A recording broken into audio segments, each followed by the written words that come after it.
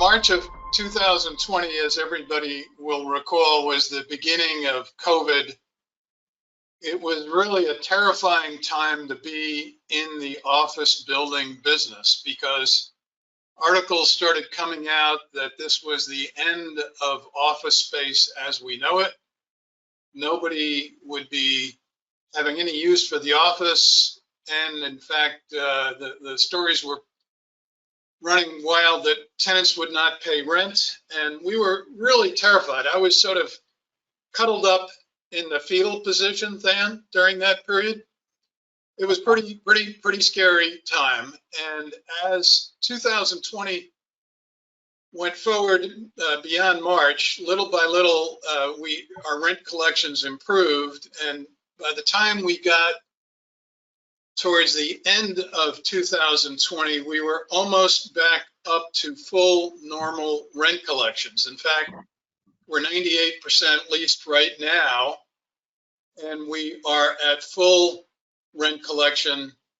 Virtually 100% of our tenants that are in that 98% are paying full rent right now. So that was heartening. And then as 2020 ended and we rolled into 2021, leasing actually began to accelerate throughout our Florida portfolio.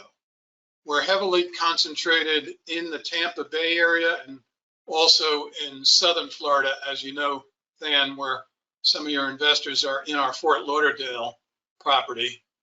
And across our whole portfolio, we're now about 95% leased. And as 2020 wore on, we actually saw an acceleration of leasing such that 2021 was our best leasing year, which is really a head scratcher for a lot of people in different parts of the country. And there are three main reasons for that. And those three reasons are Florida, Florida, and Florida. It's just unbelievable the massive in-migration we're having. Most of our portfolio is downtown where we have high intellectual firepower type tenancy. The in-migration to Florida is amazing. We have 1,000 people per day moving into the state. Over a recent 12-month period, we actually created 175,000 new jobs, and this job production just keeps rolling month after month, and it's counteracting whatever negatives there are in the office space world.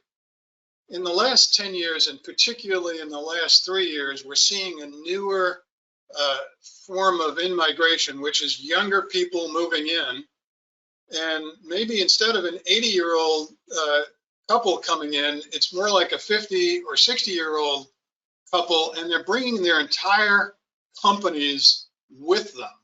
So they're buying their condo in downtown St. Petersburg as close as 2 blocks away from the property, but they're also bringing their company with them. And a great case in point that is really a huge announcement for downtown St. Pete. This was a recent announcement. It's one of the many big companies that have moved into the Tampa Bay area. Kathy Wood, who is considered the queen of tech investing, although her fund hasn't been doing too well lately with tech. She is a celebrity in the tech world. She moved herself. She's only, I think, in her 40s. She moved herself and her family, and she's moved her whole headquarters. Another example of this is Jeff Gunlack, who is widely considered the bond king. He's moving out of California, where we're seeing a lot of reverse migration, or a lot of in-migration from California to Florida. He's now brought his headquarters and he's moving to Tampa. So we have the bond king and the tech queen. So we have the king and the queen that moved into Tampa Bay. We're in downtown St. Pete, about a 12-minute drive to the beach. We have some of the best bicycling in the state of Florida or in the country. We have literally 110 restaurants and bars that are open till 3 o'clock in the morning. These are This is all part of the lifestyle that a tech company would love. And we're now the #1 tech market in the state of Florida, and actually emerging as one of the top growing tech markets in the country in the Tampa Bay area. Now, in terms of trends of office, it's very interesting. Employers really want their employees back in the office. They're desperate to get people back because they know mentoring does not happen from home. They know that company culture is lost over Zoom, and they feel that productivity is better when people are in the office and collaborating. So the best in class buildings are the ones that are the survivors in the office building business. And that means the buildings with the most amenities. And whereas we used to think that maybe a little snack bar and a fitness center with 2 treadmills and a TV screen were sufficient, we're now going way beyond that in fitness centers that look like first-class fitness centers that you pay $100 a month to be a member within. We're going with sophisticated boardrooms and training areas. We're going with party areas with pool tables and shuffleboard and cocktail areas and cappuccino zones and laptop areas. And almost all of our buildings have at least one restaurant in them. And this is all part of something that we started back 20 years ago in New York, where I'm originally from, but we've been involved in Florida for almost 40 years now. We've imported a lot of our New York experience into our buildings in Tampa Bay. We own 3 buildings in downtown St. Petersburg, which is just outside of Tampa Bay. Downtown St. Pete is really a very close-in, affluent suburb of Tampa. And you cross the causeway over the bay. The blue up in the top of your screen is Tampa Bay. And the best buildings are located right along the waterfront with great water views and great restaurant scene, beautiful walkable streets. It's one of the most walkable downtowns in America. Really a great quality of life. This is our renovated lobby. Gensler, which is an international architect, designed this lobby. We completely gutted the old lobby, got rid of the 1980s look and brought it into the 21st century. This is a daytime look with the sun gushing in. We removed the old smoke glass, brought in this beautiful, high energy efficient clear glass, and opened up the building to the street. This is that fitness center that I talked about. This is one of our signature elements. We put in beautiful locker room showers, state-of-the-art equipment that's all Bluetooth connected to your iPhone. It really is a high quality fitness center, which we basically give for free or near free to the tenants. This is the kind of build out we do, and a lot of the money from the proceeds of this raise are going to go into build outs like the kind of build outs you see here. We are looking for really high end tenants with 10-year lease commitments. And to attract them, you need a beautiful build out. That's showing a waterfront view out of the windows, which is typical out of many of our windows. We are the largest privately held owner of office buildings in the Tampa Bay area, with a portfolio of about 2.7 million square feet that we own and manage. We're a very hands-on company, and we're vertically integrated, meaning we do construction, property management, leasing, financing, virtually all aspects of the business. So it's not beneath me to deal with somebody's overflowing bathroom on the eighth floor of a building. We buy the best locations we can possibly buy, all in the downtowns, primarily in Florida. And then we will come in with a massive upgrade of the buildings, and we'll touch almost every surface that you can see. I've owned or acquired over 11 million square feet of office, some retail as well. That has had an aggregate value of about $3 billion. We currently have about 420 leases across our 2.7 million square foot portfolio. I have been the chairman and CEO of 2 public REITs based on the New York Stock Exchange. Today we're completely privately held. All of our buildings are fairly large downtown towers, mostly concentrated in the Tampa Bay area. This photo to the right is an unveiling of a photo that was literally just taken after the completion of the renovation. We're very proud. That is not a rendering. That's an actual photograph. We have transformed this building into what I believe is the best building in a 20 to 30 mile radius of downtown Sarasota. We're getting rave reviews, and there's no better review than the fact that we're 93% leased, having come up from about 79, 80% at acquisition 2 years ago. We have seen a surge. We actually, in the middle of this past month, we had a bidding war on one of our floors that has some great water views. Our tenancy here is the world headquarters to Boar's Head, Mass Mutual, Merrill Lynch, UBS, and so on. And we're very proud of what we've accomplished here. These are the befores and afters. The left-hand side is the before shot of what this atrium looked like, and then the right-hand side is the post-renovation shot. That's an exterior shot shown from the downtown. This is now a big thing, having outdoor play zones and relaxation zones, which are fairly extensive here. And there's a cocktail party area. On the next shot or two, you'll actually see that there is a pool table, and that outdoor area you just saw where that pool table is, there are these doors that open up to that outdoor area.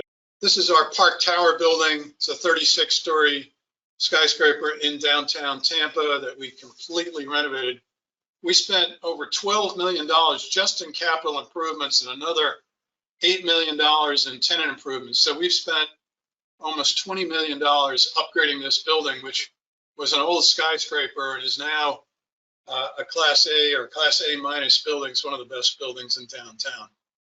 Really converted. We're very proud of that conversion. All of our dividends are being paid out regularly on these properties, and we're actually seeing, in spite of all the headlines you might be reading about the doom and gloom of the office market, in Sarasota and the First Central property, we've seen rent spikes in the 10 to 15% range over the last 12 months. So we are outpacing even the rate of inflation right now in rent spikes. We love Florida, and more particularly, we love the Tampa Bay area because of job growth and demographics. We're actually growing at a faster clip in population growth in Tampa Bay than in Miami right now. And then supply demand, we really are afraid to buy when there's a ton of new construction. We've gone 11 years in Tampa Bay without new construction, and in St. Petersburg, right in the downtown, it's been almost 30 years since a new building has been built, and we're many years away from a new building. So we love that supply demand. We think that rental rates are going to continue to spike, although we're not projecting 10 to 15% rent increases. We think it's very possible we will see that.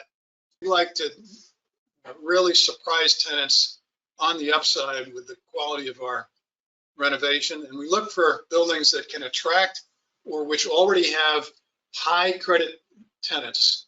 Class A buildings bring Class A tenants. So tenants like UBS and Morgan Stanley they are attracted to the quality of building that we create. And then finally, we look at locking our debt once we get to stabilization for the long term so we can sleep at night, and that's financial underwriting. Length of lease term is critical. You want to see a lot of money being reinvested in the building. The credit quality I mentioned of the tenancy is key to an office building. And we look to underperforming properties that haven't been renovated in many years, but are in platinum locations. We have a vacancy factor below 4%, which is unbelievable relative to almost any market in the country right now. As you can see in that highlighted red line where it says Tampa, St. Pete, Clearwater, we're growing faster than Orlando, we're growing faster than Atlanta, Dallas, Nashville, and Miami. Now those cities are frequently listed on a top 10 list in America. As you can see from those tiny bars, you're talking about a total of maybe 50,000 square feet of delivery in a 4.2 million square foot market, and very little, if any, for many years to come that is under construction or even near-term planned. This is going to create a runway for rent spikes that may be some of the best rent spikes I've seen during my 35 plus years in the business. And right now, as I said, our rents are $29 a foot in place. They need to get to 60 plus really to justify new construction. When you figure today's interest rates against a $550 per square foot replacement cost, you put 8 or 9% yield on that 550 and add in operating expenses to operate the building, you're at least 60 or more per square foot. Most people consider markets like Nashville, Atlanta, and Miami to be terrific markets, and they are, but they've had a lot of new supply, particularly Miami and Nashville and Atlanta. All three of those markets have had a lot of new supply. So supply has put pressure on vacancy, whereas in downtown St. Pete, we are years away from new supply. So this is the ideal situation that we look for. Morgan Stanley, as you all know, is a household name. That lease does not expire until 2029. They are way below market right now, but when that lease does expire eventually, we will pick up a very significant rent increase. NSTAR is a multi-billion-dollar insurance company, publicly traded. They have a long-term lease remaining. Directed Capital is a well-heeled debt purchasing company, privately held. UBS is obviously a household name with a long-term lease commitment, and then Research Innovations and Remax that rounds out our anchor tenancy to the building. So your cash flow is only as good as the credit quality and longevity of lease term. So this is an ideal situation where you have very good credit quality, great longevity of cash flow, but not so far out in the future that you'll never see any rent increases. So you'll see it's staggered over time. We expect to nice pickup in rent increases. And then we're diversified across multiple industries, which we like to have a diversity of rent roll. We don't want to be only one sector of the world. There is no single tenant greater than about 12 or 13% of the building, that being Morgan Stanley itself. So there's no risk of a blow up of one tenant moving out. Our rents in our building have been actually spiking at a much higher clip than what is shown. That's an enormous savings, gives us a huge competitive advantage versus our competitors. Debt spreads and base rent rates have been rising, as we all know. The debt market also has been choppy. So this is great to have this debt in place.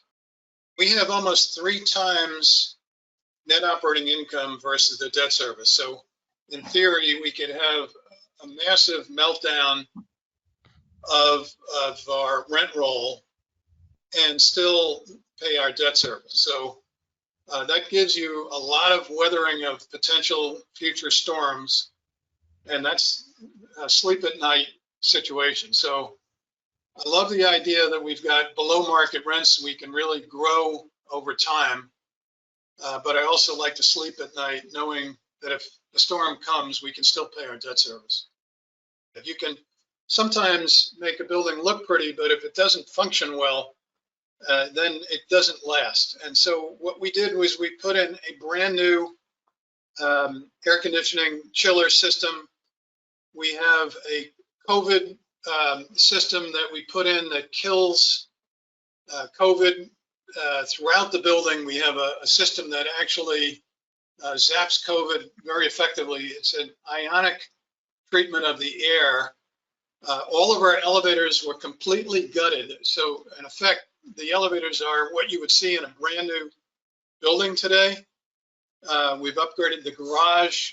This is one of our signature elements. Our garages are lit up beautifully with LED lighting and enamel painted flooring with high reflectivity. This gives the building a very safe feel at night and is one of our signature elements. Every site in downtown St. Pete is in play right now. It's like a monopoly board. Some of these buildings could have an impact on our view corridor. And so we may be involved in acquiring one or more of these developments. We wanted to make this disclosure.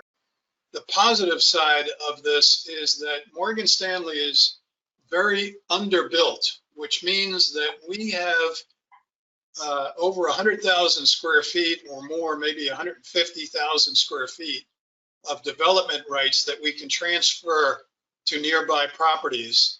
And that could be a multi-million-dollar windfall to Morgan Stanley Tower.